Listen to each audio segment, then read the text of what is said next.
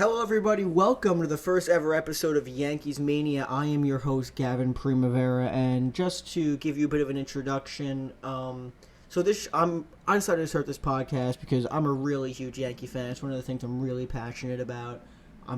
I consider myself pretty educated on the topic and all MLB sorts of issues. So just to give you a bit of how the show's going to work, format, I'm going to try and have some guests on occasionally. Probably start off a little slow with lower level guests. I have a lot of friends who are Yankees fans, and then hopefully at some point maybe get on to some bigger guests, which would be really nice, obviously. So obviously right now it's kind of difficult to have the show on a lot because it is the middle of the off season where we are also, just so it happens to be in the middle of an MLB lockout where literally nothing has gone on. So for now, we're probably going to have a weekly show throughout the off-season, once a week. I'll let you guys know what days we plan on those to be in the near future. But once the season hopefully picks up, considering this lockout, but who knows. But once the season starts up, we'll probably go around twice a week. Just a little bit myself, I am a freshman at Fordham University. As I said, I'm a really big Yankee fan. Again, this is my dorm room, as you can see. As the semester is coming to an end, the location will probably change to a garage setting or possibly my room. We'll see how that goes. But, so again, once the season starts up, we'll probably have a series of topics that we'll do on the show, or we'll give our picks for each series, etc. But again, as I said, right now it's kind of tough given that we're in the middle of a lockout, so there's not much really going on at all. But so, that's a really great transition into our first topic, which is the MLB lockout. And, what a nightmare for the league. Again, this has really been something that it's been expected for a while around the industry on what's going to happen. Why is it going to happen? Why can't the players and the owners ever come to an agreement? And for my takeaway of this is that it's all about revenue. It's all about money. Don't let anyone tell you otherwise. It's always about money with these people, which is why I think once spring training picks up, they'll come to an agreement one way or the other because both parties involved do not want to lose any money. But, I did my research on this. My takeaway is that the players really want service time. It's basically more advantages for the players because a lot of the controversy over the last few years has been that players are often given unfair contracts, especially rookie players are given very, very team-friendly contracts, and the players are looking to change that. Players are also having a significant problem with a lot of the teams out there who are tanking, which creates a non-competitive environment. So obviously, it's terrible. And I completely agree with that sentiment. You look at teams like the Orioles who are, with all due respect, a complete disgrace. They've lost 100 games, 5 out of the last 6 years, I believe. They're just... the 60-game season, people thought maybe they were getting a little bit better, but they just resorted to their old self this year. They were absolutely atrocious and probably the best division of baseball. So they're probably going to be terrible for the foreseeable future, and you can just tell they have no motivation to win. They trade away guys. It wouldn't shock me at all if they trade away a Cedric Mullins or a Trey Mancini. It makes no sense. They don't want to win, which is what the players are trying to change, and I completely agree with that sentiment. Also, players want more money because, and again, I think a lot of people might find this confusing because, baseball players make millions of dollars. Why do we have to give them money? What's the issue? Well, they fail to mention the amount of money that these owners are making is and as we'll get into later with Hal Steinbrenner and the Yankees, they are making an unbelievable amount of money. It is crazy. But the players want more money. Again, I'm not going to judge. I'm not going to get into nitty-gritty details of that, but that's a big issue. But my expectation is the lockout will end before spring training because I don't think any of these guys want to lose money. But again, this would also mean that because of the lockout and because of a possible late spring training start, that we're going to see a lot of free agents signing in a short period of time, like Carlos Correa specifically, who has been mentioned with the Yankees. Again, we'll get into the Yankees, as I just said, but it's just been, they've done absolutely nothing. and obviously a lot of Yankee fans are concerned. And honestly, I can't really blame them. But so we'll transition over to another topic now. Before the lockdown, a hell of a lot of trades are being made, or a hell of a lot of acquisitions, signings. And I think one team that really took the MLB world by storm, which makes the Yankees look a hell of a lot worse, is the New York Mets. The Mets had an I don't really know how else you can put it. They had an unbelievable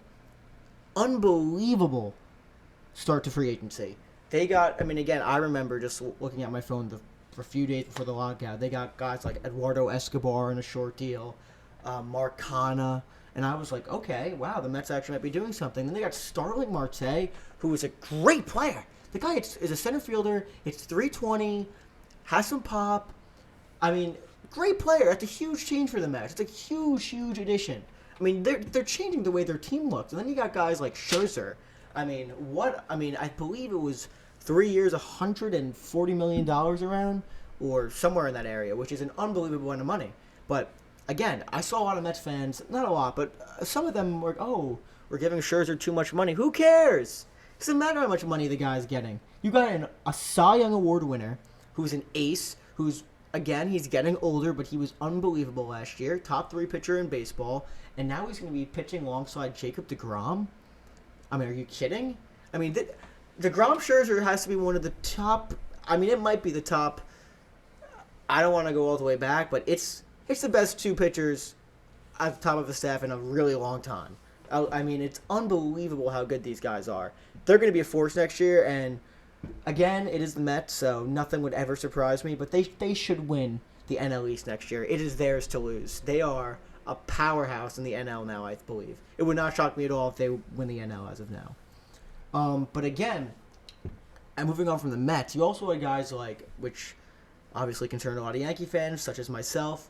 You saw guys like Corey Seager going to the Rangers, Marcus Semien going to the Rangers, who they just came out of nowhere, giving them a ton of money. Unbelievable. So Seager's off the board for New York. Semien's off the board for New York. You literally have heard nothing with the Yankees. You heard some rumors and rumblings about Freeman. I just don't understand how the Yankees could possibly fall so far. They were so terrible last year, and when it comes to expectations, I'm sorry. They were expected to win 100-plus games last year, and they won like 91, I think. They won 91 games, and it was not a fun 91. Every game was always so close. The amount of games they blew was unbelievable.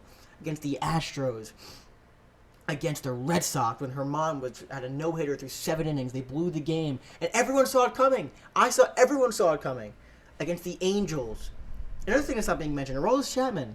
I don't know if the plan is to stick with him, but he was not good last year. I don't know. I don't know what they're going to do.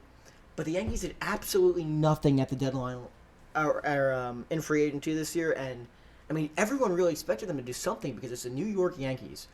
And so did I, honestly. And you have guys like, I'm sorry, listen, you have the Yankees' main issue is they're just not, I've come to the conclusion they're okay with being okay. And I don't really think that's good for the Yankee brand.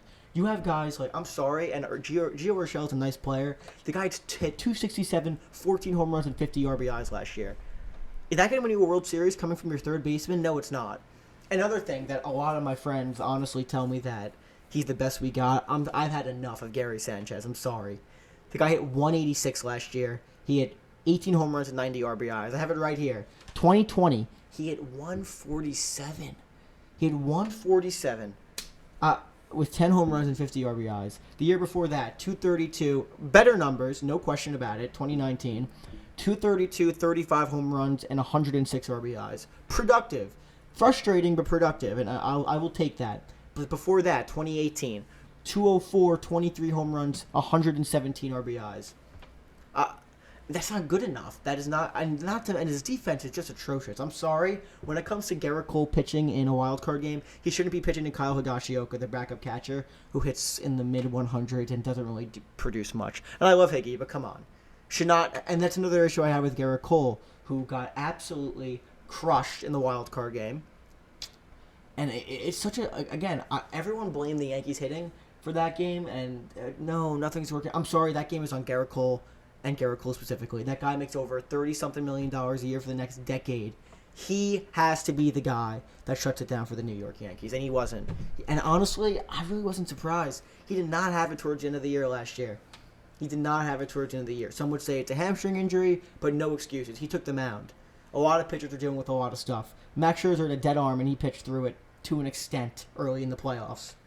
But it's not good enough across the board. Like Sanchez or Shella, Cole, I mean, that's it. Underperforming the entire year. And I really don't know. I think the sentiment for the Yankees is that a lot of people are expecting them.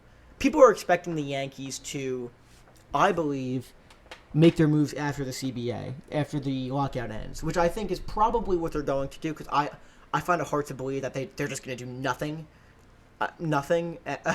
after an underperforming season. And they got their asses whipped by the Red Sox in the wild card game in Fenway. I don't really know. And not to mention, I think a significant amount of pressure is put on the Yankees given the Mets offseason so far. Significant. I mean, the Mets are, now apparently they're going to have Buck as manager, which I think is a strong possibility. The Yankees brought back Boone, which was controversial, but I didn't really have that much of a problem with it, given, because I don't really think Boone is the problem. I'm more of a Cashman is the problem person. But it's a big issue. There's no question about it. They have a lot of problems all across the field. Bullpen I generally like, but I feel like a lot of the times, especially in the league now and in today's age, it's not paying your relievers money, a lot of money, I believe is a lost art.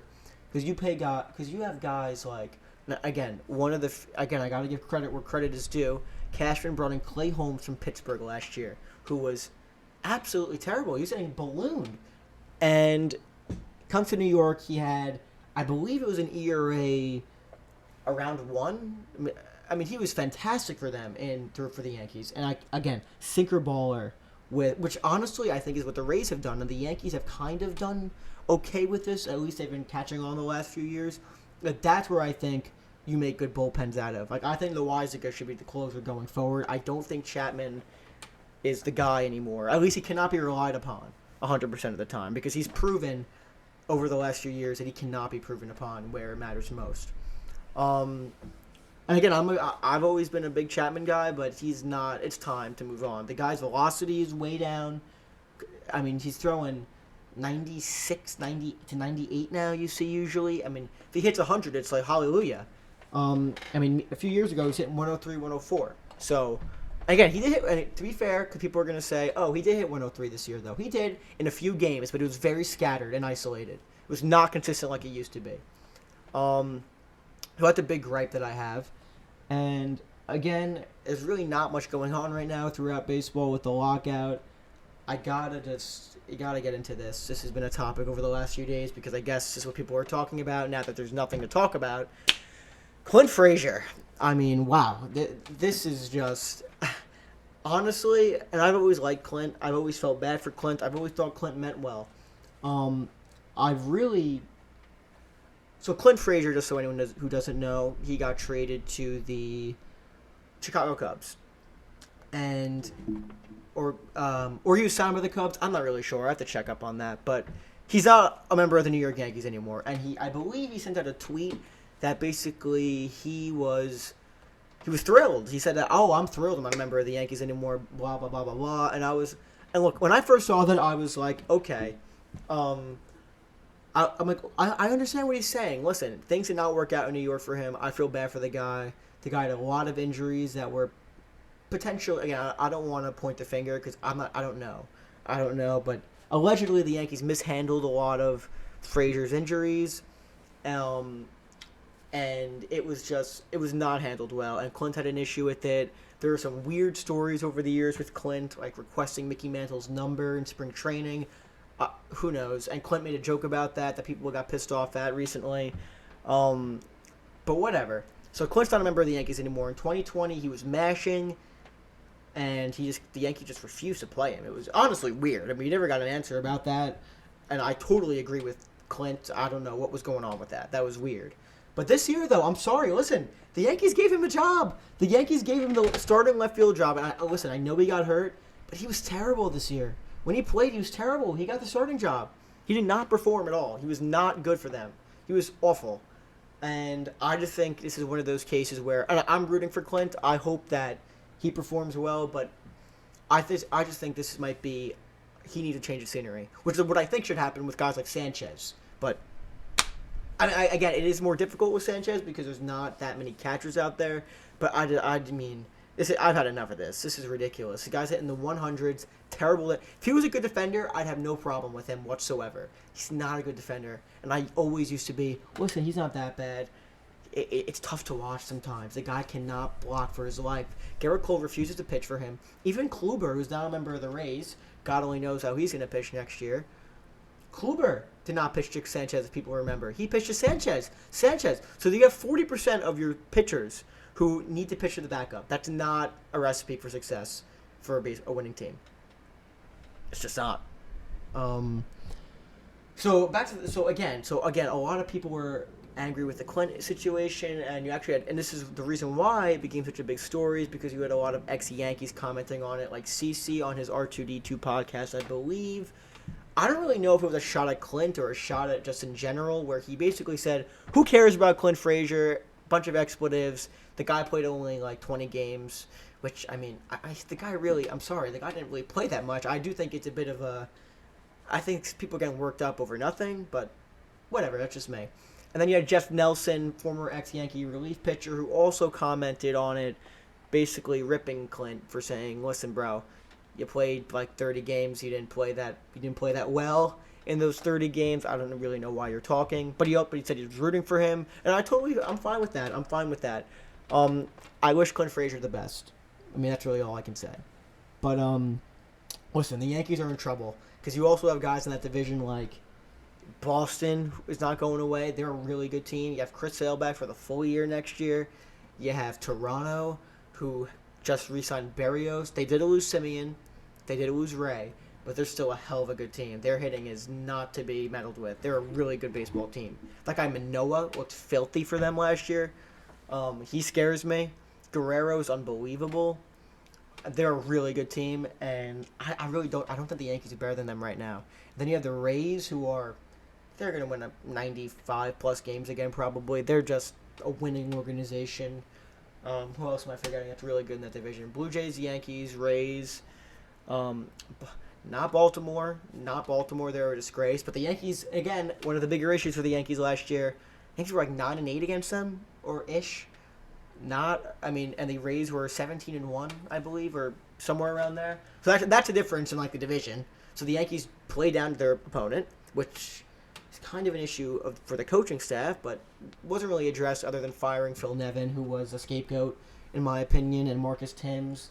But again, changes have to be made. If Cashman does not come through this year, I believe it is time for a change. But then again, why would you re-sign the manager for 3 years if that's what you're intending to do? I don't get it. I really don't get it. But again, we're not going to hear much probably for the next month at least or so while this lockout continues. So let's just hope that the lockout ends as soon as possible and we can actually start talking real baseball again. So again, this is the first episode, so this is probably going to be uploaded within a few days. The next episode will probably be not in this setting. This is the first episode. And I hope you guys catch on, like, subscribe, listen. Yep, and thank you. We'll see you next time.